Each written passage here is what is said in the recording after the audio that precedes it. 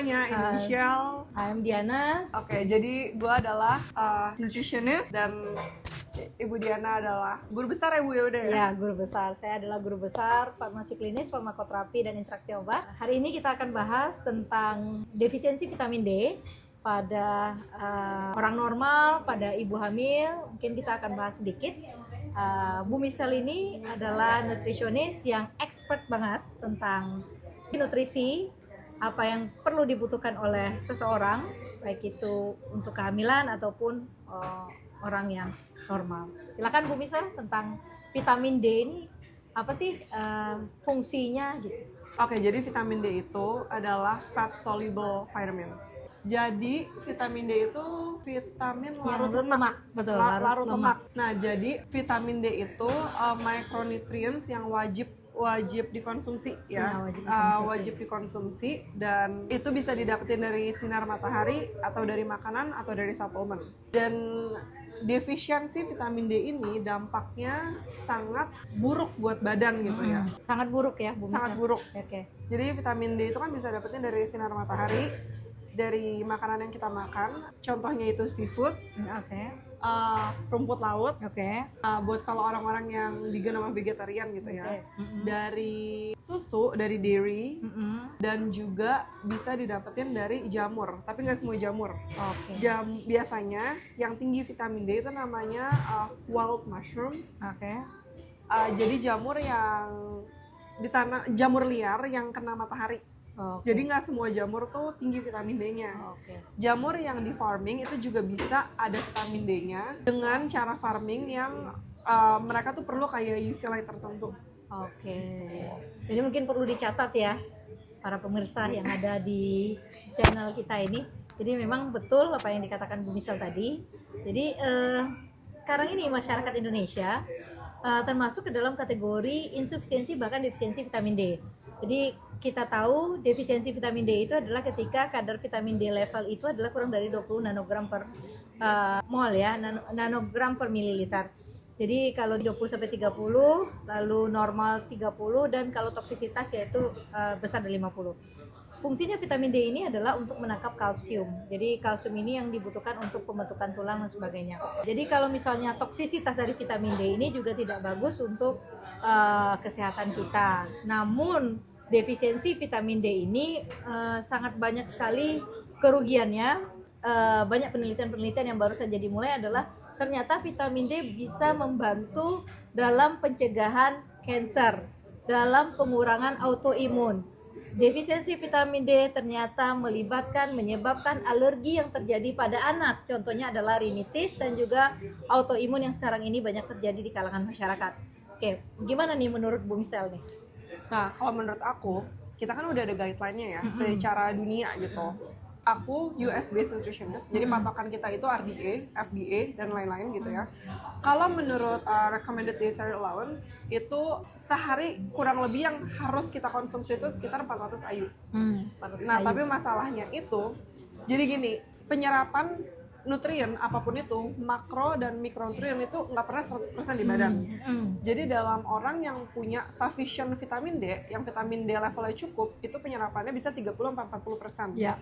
Sedangkan di orang yang insufficient vitamin D atau yang defisiensi, yang kekurangan vitamin D, itu penyerapannya cuma sekitar 15-20%. Which is itu parah banget gitu kan. Dan itu sangat rendah.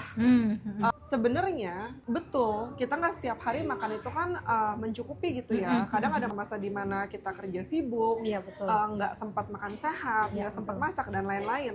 Jadi memang supplementation vitamin D itu dianjurkan, tapi harus dalam batas yang dianjurkan. Ya, betul. Yang paling bermasalah itu waktu orang berpikir ngambil lebih banyak itu artinya lebih bagus. Ya.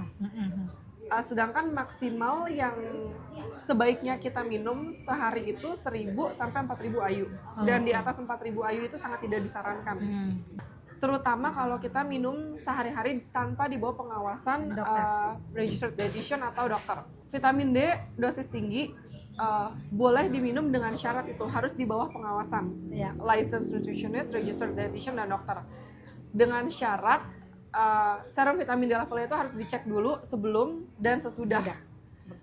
Karena bisa vitamin D toxicity ya Bu ya, dan efeknya bisa ginjal, Iya, batu ginjal, dan bisa menyebabkan mual, muntah, dan banyak lagi permasalahan yang berkaitan dengan toksisitas dari vitamin D ini.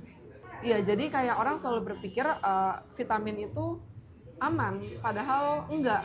Jadi apapun itu, terutama mikronutrien, semua ya ada limitnya ya. Ya, Di atas dosis tertentu itu semua jadi toksik.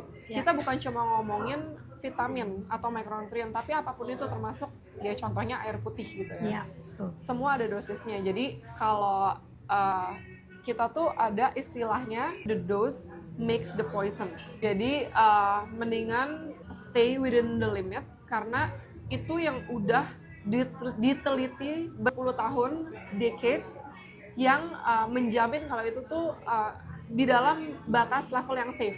Jadi vitamin D itu membantu penyerapan kalsium. Iya, membantu penyerapan kalsium. Tanpa vitamin D, kalsium nggak bisa keserap. Tanpa vitamin D, kalian bisa kena osteoporosis, osteopenia, Ya, dan low bone density mass. iya. Dan ini juga yang terjadi ketika pasien mengalami gangguan fungsi ginjal. Karena sebagian besar vitamin D itu dibentuk di ginjal. Makanya pasien dengan gangguan fungsi ginjal mungkin bisa dicek, lama-lama dia akan mengalami kerapuhan tulang karena kalsiumnya juga akan sedikit juga ya diserap oleh tulang.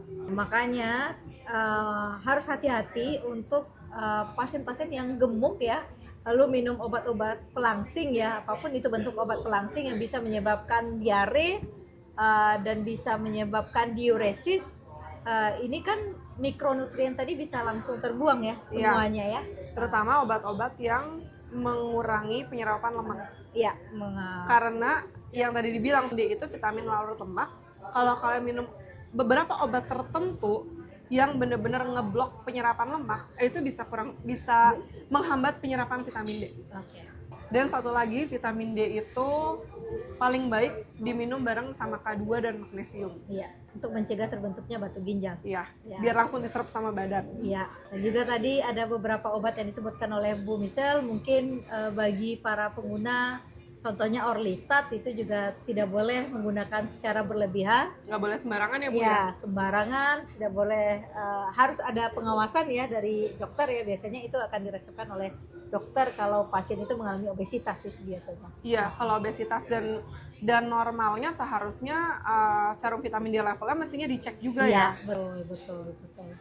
Jadi ini adalah wawasan bagi kita karena maraknya kasus-kasus autoimun sekarang ini yang terjadi dan saking mudahnya pasien-pasien itu terkena kanker. Ternyata Indonesia berdasarkan beberapa peneliti asing, Indonesia ini adalah salah satu negara di mana penduduknya kekurangan vitamin D, padahal kita adalah negara tropis ya. Jadi sebenarnya bahkan itu pun masih pro kontra.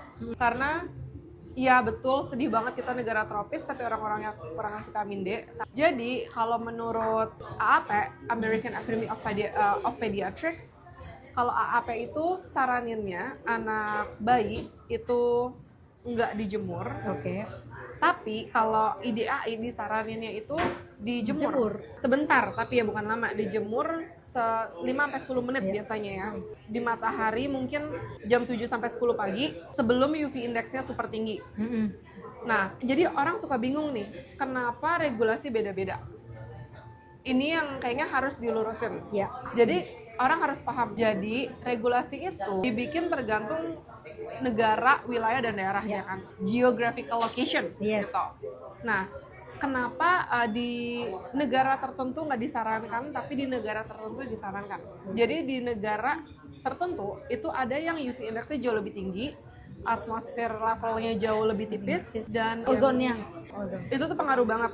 Jadi bukan dibilang kayak oh kok beda, oh kalau gitu ada yang salah ada yang benar, bukan. Mereka benar untuk wilayahnya betul. Jadi emang nggak bisa disamakan gitu. Di Indonesia sendiri kita termasuk masih oke gitu ya, beda sama Australia. That's also the reason kenapa skin cancer di Australia itu rate-nya sangat tinggi.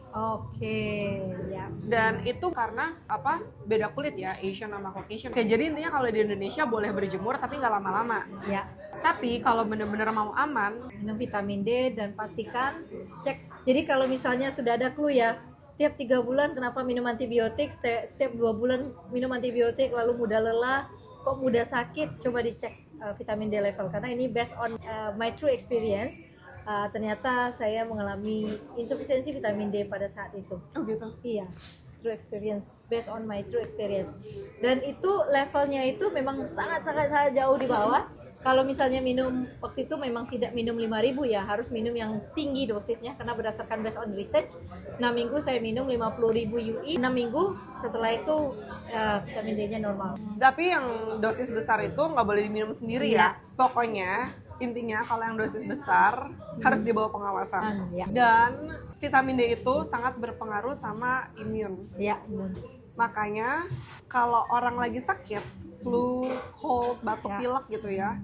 Aku personally vitamin yang wajib diminum itu kalau lagi batuk pilek itu vitamin D, C. D dan C. D dan C. Karena D itu benar-benar naikin Imunitas. Oke. Oke, jadi itu podcast kita untuk hari ini.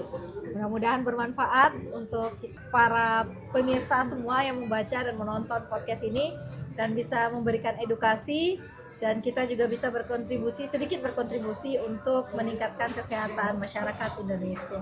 Oke. Oke. Thank you. Thank you.